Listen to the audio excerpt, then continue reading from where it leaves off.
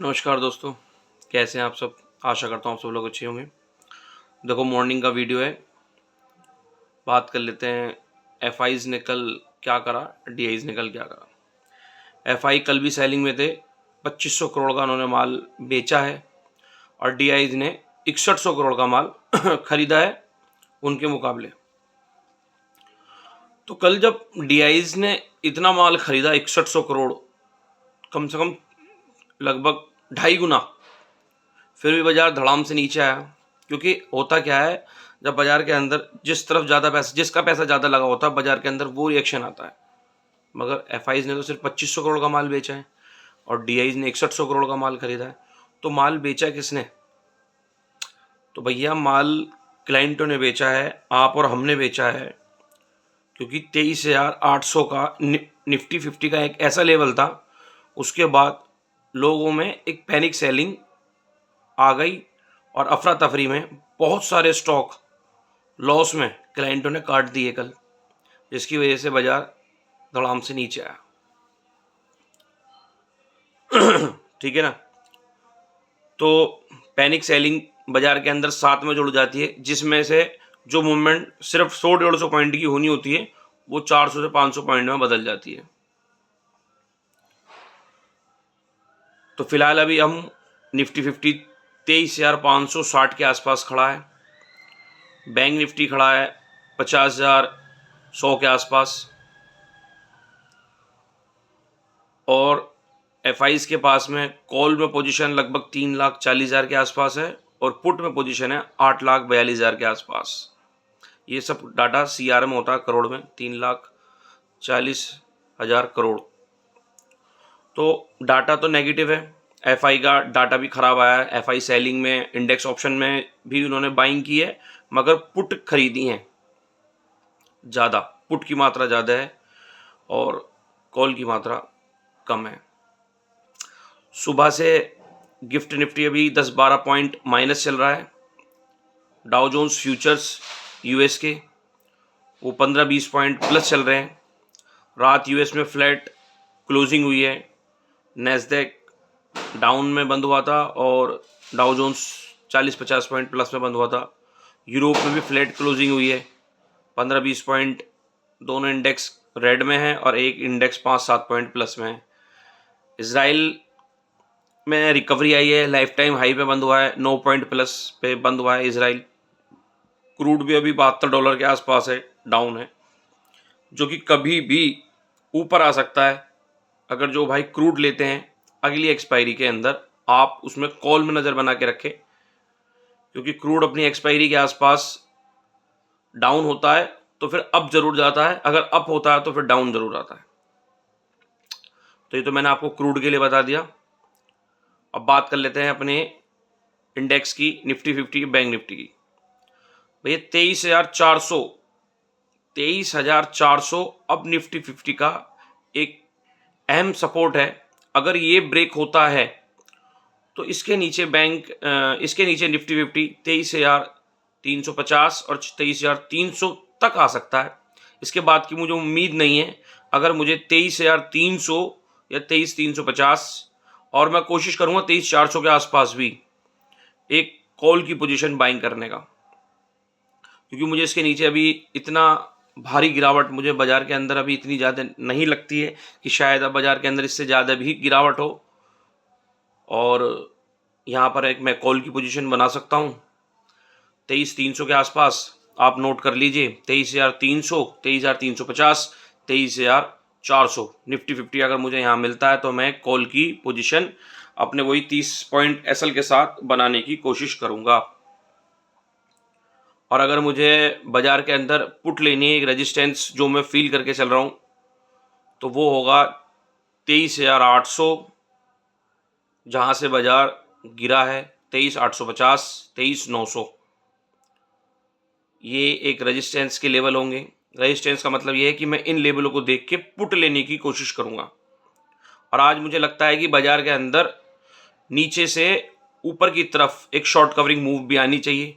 अभी फ़िलहाल data negative है, तो बाज़ार 10-20-50 पॉइंट ऊपर नीचे खुल सकते हैं। फ्लैट 10-20 पॉइंट ऊपर खुल गए, बैंक निफ्टी नीचे खुल गया, निफ्टी 50 नीचे खुल गया, बैंक निफ्टी ऊपर खुल गया, इस तरीके से खुल सकता है। फ्लैट बाजार खुलेगा, ज़्यादा खास कुछ है नहीं बाजार के अंदर, क्योंकि यूएस के फ्यूचर 12 पॉइंट प्लस हैं और गिफ्ट निफ्टी अभी 8 बजे के आसपास का टाइम है, 7-8 पॉइंट माइनस में है, तो फ्लैट है, तो फ्लैट ही बाजार खुलेंगे। तो एक डाउन साइड रिट्रेसमेंट स्टार्टिंग में मॉर्निंग में होगी अगर बाजार ऊपर खुलते हैं तब भी, और बाजार फ्लैट खुलते हैं तो थोड़ा सा ऊपर जाके शायद नीचे जरूर आएगा। 23,400 के आसपास आने की पूरी कोशिश करेगा। 500 तक कल आया था, ये साइकोलॉजिकल लेवल होते हैं, ये एक दिन में ब्रेक नहीं होते। आज 23,500 को अगर ब्रेक करता है तो 23,400 और 23,300 के आसपास जरूर आएगा। मैं यहाँ से एक कॉल लेने की कोशिश करूँगा। कल भी आपने देखा होगा तो मैंने बताया था 23,500 तक, 23,700 का अगर लेवल टूटता है तो 23,500 तक बाजार आ जाएगा। तो यहाँ से एक अगर हम कॉल की पोजीशन बनाते तो हमें 10-20 पॉइंट जरूर मिल जाते, मगर इंतजार करना पड़ता है अपने लेवल को नीचे से नीचे, बिल्कुल जब बिल्कुल लगे कि हाँ हमारे लेवल पर आ चुकी है, जब ही रिस्क लेने में फ़ायदा है। वरना तो अन्यथा अगर आप बीच में कहीं भी लेंगे तो प्रीमियम इतनी तेज़ी से घटते हैं। आज निफ्टी 50 की एक्सपायरी है, तो करंट एक्सपायरी में आप काम ना करें, नेक्स्ट एक्सपायरी में ही ट्रेड लें। और जो भाई बिल्कुल पहले से ट्रेड लेते आ रहे हैं, जो समझदार हैं, उनके लिए तो बेनिफिट है यार, क्योंकि आज निफ्टी 50 के अंदर प्रीमियम बहुत सस्ते हो जाएंगे और प्रॉफिट अच्छा होता है, क्योंकि प्रीमियम बहुत सस्ते होते हैं और उसमें जो वोलेटाइल होती है मार्केट, प्रीमियम एकदम से बढ़ते हैं तो उसमें अच्छा पैसा बन जाता है। बैंक निफ्टी अभी फिलहाल 50,100 के आसपास बंद हुआ है, एक रिट्रेसमेंट इसमें भी होनी है। बैंक निफ्टी की कल एक्सपायरी थी, आज फ्रेश प्रीमियम है, इसमें आप वर्क कर सकते हैं। अब मंथली एक्सपायरी हो गई है बैंक निफ्टी की, इस वजह से भी थोड़ा सा प्रेशर बैंक निफ्टी में कल ज़्यादा था, क्योंकि इसकी कल आखिरी एक्सपायरी थी वीकली। तो मुझे लगता है 49,600, 49,700 और 49,800, इन 3 लेवलों के आसपास अगर मुझे बैंक निफ्टी मिलता है तो मैं आराम से वेट करूँगा यहाँ तक आने का, और यहीं से एक मैं कॉल की पोजीशन इसमें बनाने की कोशिश करूँगा। मार्केट जहाँ खुलेगा, थोड़ा सा मार्केट नेगेटिव है, ऊपर नीचे करने के बाद में आएगा नीचे डाउन साइड ज़रूर, तो आप मौका देख के पुट भी ले सकते हैं। मगर मैं डाउन से आज कॉल लेने के मूड में हूँ, क्योंकि मुझे लगता है बाजार के अंदर आज शॉर्ट कवरिंग होनी चाहिए। कल फ्राइडे है, फ्राइडे में सेंसेक्स की एक्सपायरी हुआ करती थी। कल गुरु नानक जयंती है और गंगा स्नान भी है, जो उत्तर भारत में बहुत अच्छे से मनाया जाता है। तो कल स्टॉक मार्केट में छुट्टी है, तो जो सेंसेक्स की एक्सपायरी कल होनी थी तो वो आज होगी निफ्टी 50 के साथ। तो आज 2 एक्सपायरियाँ हैं, निफ्टी 50 और सेंसेक्स की। आप नेक्स्ट एक्सपायरी में ट्रेड ले सकते हैं, करंट एक्सपायरी के अंदर वही ट्रेड लें जो अच्छे से पहले से ट्रेड लेते आए हैं। तो मैं आज बाज़ार के अंदर थोड़ी सी रिकवरी मुझे लगती है, क्योंकि पुट रेशो निफ्टी 50 का 0.55 हो गया है, काफ़ी घटा हुआ है। कम से कम 0.90 या 85 के आसपास तो होना चाहिए, तो हो सकता है इसके अंदर एक शॉर्ट कवरिंग आए।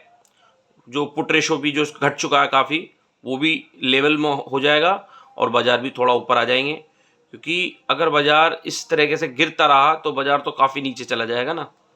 तो एफआईज ऐसा नहीं करेंगे, थोड़ी बहुत पोजीशन ऊपर करके ही बाज़ार को नीचे गिराया जाता है, नीचे से नीचे बाज़ार को और नीचे नहीं ले जाया जाता।